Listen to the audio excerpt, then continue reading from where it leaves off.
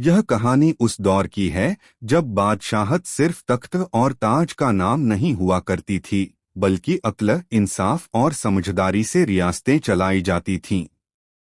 बहुत दूर एक विशाल और ताकतवर सल्तनत थी, जिसका बादशाह बादशाह हारिस कहलाता था।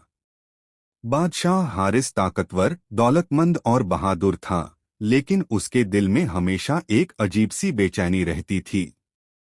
वह अक्सर अपने आप से सवाल करता, सब कुछ होने के बावजूद मेरे दिल को सुकून क्यों नहीं है। यही बेचैनी एक दिन उसके दिल में तीन अजीब सवाल बनकर उभर आई, ऐसे सवाल जो न सिर्फ उसकी बादशाहत बल्कि हर इंसान की जिंदगी से जुड़े थे। एक दिन बादशाह ने दरबार-ए-आम बुलाया। वजीर, आलिम, दार्शनिक, ज्योतिषी और विद्वान सब हाजिर हुए। बादशाह ने पहला सवाल पूछा, बताओ, इंसान के लिए सबसे कीमती वक्त कौन सा होता है।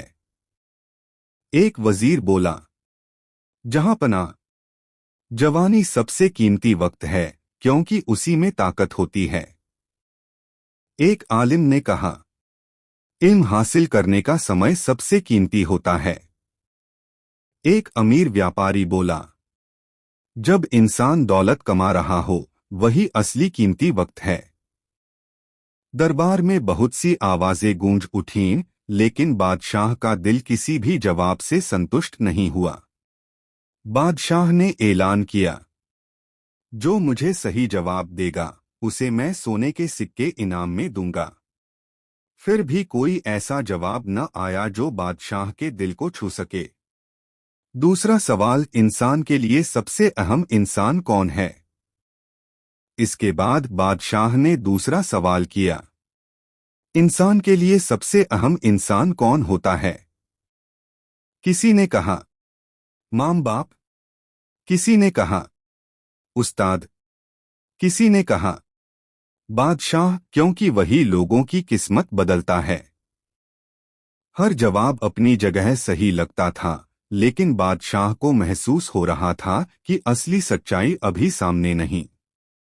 तीसरा सवाल, इंसान का सबसे जरूरी काम क्या है।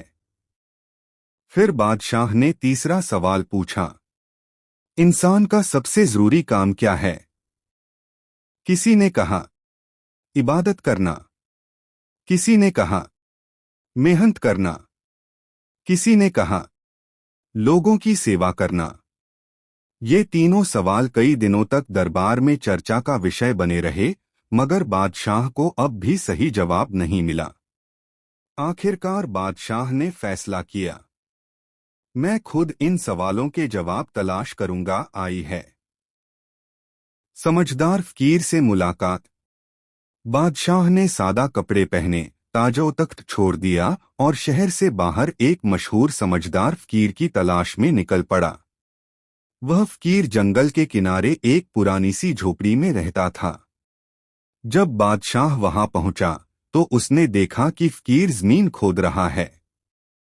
उसके चेहरे पर पसीना था, लेकिन दिल में गहरी शांति थी।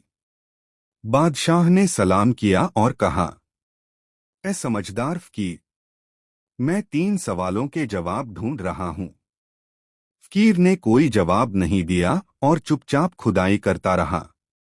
बादशाह ने हैरानी से कहा, क्या तुम मेरी बात नहीं सुनते। फकीर ने धीरे से कहा, अगर मदद करना चाहते हो तो फावड़ा उठा लो। बादशाह, जिसे मेहनत की आदत नहीं थी, चुपचाप फावड़ा उठाकर फकीर की मदद करने लगा।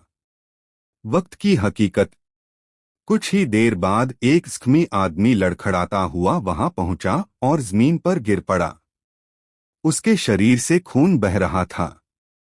फकीर और बादशाह दोनों ने मिलकर उसकी मरहम पट्टी की, उसे पानी पिलाया और उसकी जान बचाई।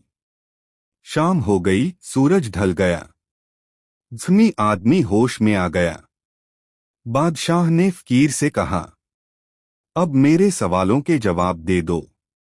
फकीर मुस्कुराया और बोला, तुम्हें तुम्हारे तीनों सवालों के जवाब मिल चुके हैं।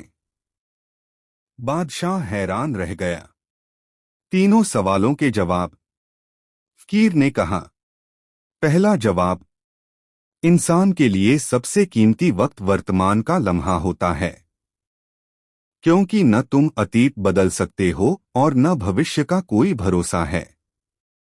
दूसरा जवाब, इंसान के लिए सबसे अहम इंसान वही होता है जो इस वक्त तुम्हारे सामने हो, क्योंकि उसी के साथ तुम नेकी या बुराई कर सकते हो।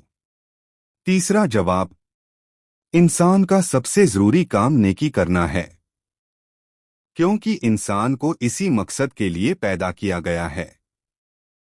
बादशाह की आंखों से आंसू बहने लगे। उसे एहसास हुआ कि ताकत, दौलत और ताज की कोई कीमत नहीं अगर इंसान अपने मौजूदा वक्त को बर्बाद कर दे और सामने वाले इंसान को नजरअंदाज कर दे। बादशाह हारिस महल लौटा, मगर अब वह पहले जैसा नहीं था। अब वह अपनी प्रजा के करीब रहने लगा, वक्त की कद्र करने लगा और हर इंसान के साथ नेकी को अपना फर्ज समझने लगा। और इस तरह बादशाह के 3 अजीब सवाल हर इंसान की जिंदगी के 3 सुनहरे उसूल बन गए।